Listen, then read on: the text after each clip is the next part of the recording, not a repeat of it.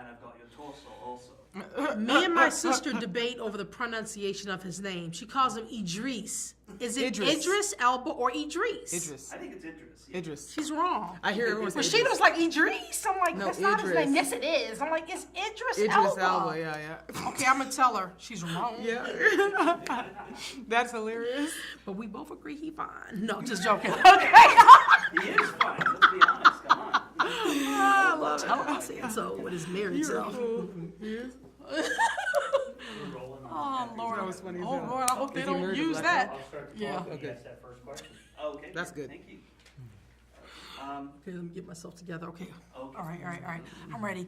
And big, fascinating documentary. It's always great to see Ali in any way, shape, or form because he's just.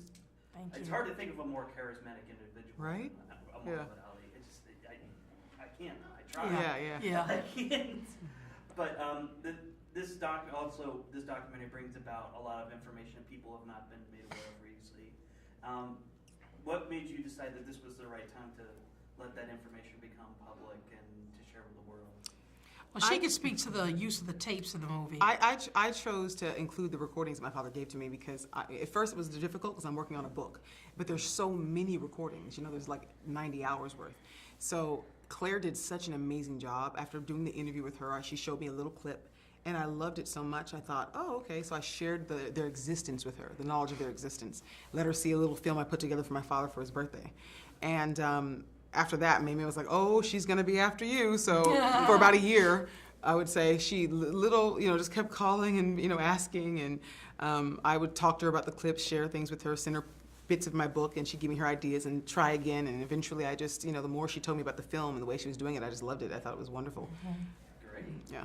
Yeah, and the movie Claire Lewins directed it. She's done a number of films on other cultural icons like Steve McQueen, Audrey Hepburn, Che Guevara.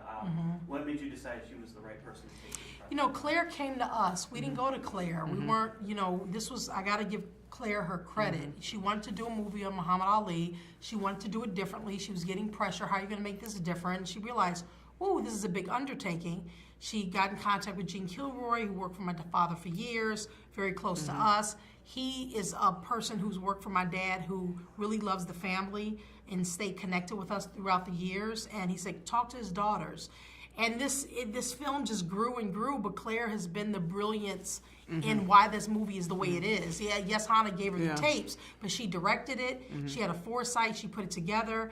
And then she's been working on it for 3 years, which I don't think is that long. Some people take 10 years to do a documentary. So have to give her the credit for stepping up and knowing what was good and what she should And she include did in such it. a good job. The idea I had was to do a documentary just with the kids, based on these recordings and everything else was going on in the world, because he actually recorded Which his own we can legacy. still do one day. Because I have there's so much. There's just so much that he did. But she did such a good job at the way she put together the film without even knowing these recordings existed. Yes, she did. Which is why I said, okay, I can just give part of this and let it be introduced to the world now, before my book's out, before my film is done, So she was. I wanted them to be a part of what she was creating because it was just so beautiful.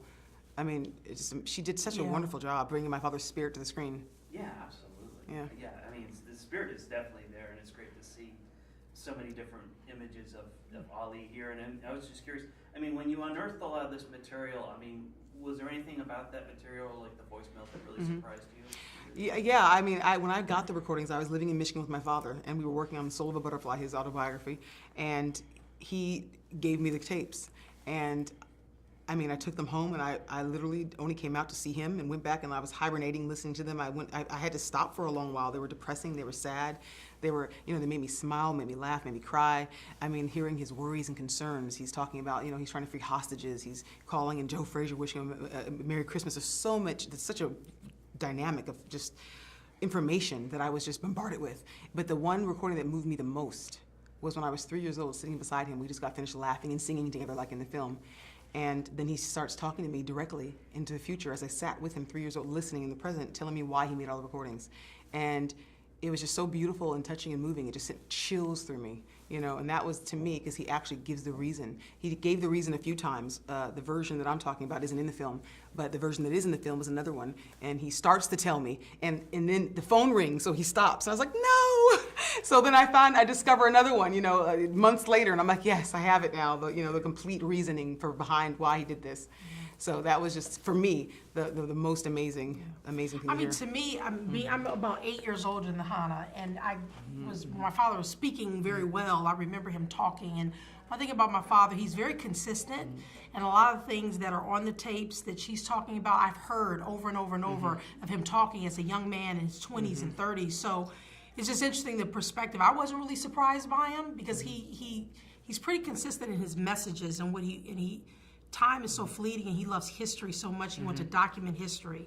Yeah, but it was so nice going back in time and hearing yourself at 3 begging to go get a popsicle, and he's, Hannah, it's 1979, 12 in the morning. You're sending me downstairs for a popsicle. There's none left, so now you're sending me back down to get a pickle. Signing off, like little clips here or there, taking us to school. I mean, it was amazing. I felt like I had these gifts of memories given back to me that are otherwise in my subconscious mind that I forgot about. Right. So that was the greatest gift. Like, he gave me back my childhood memories that otherwise I would have forgotten, things I didn't remember. Just the little moments that happened. You know, he's telling me stories to go to sleep at night. I mean, it was just brilliant. And to know what he was going through at that time, at the end of a lucrative boxing career, he's documenting his confusion with what to do next in the world. And then being lured back to the ring to fight, you know, everything that led him there, why he did it. He's documenting why he came back and fought, his worries, his fears, his concerns, finances. I mean, he recorded everything. So that was also a gift to me, too, to learn, to hear about all that, you know. Yeah. Things I didn't know before. Yeah, it's fun listening to yourself when you're really young. It's like, Yeah. that person, wow. Yeah. Whatever happened to me?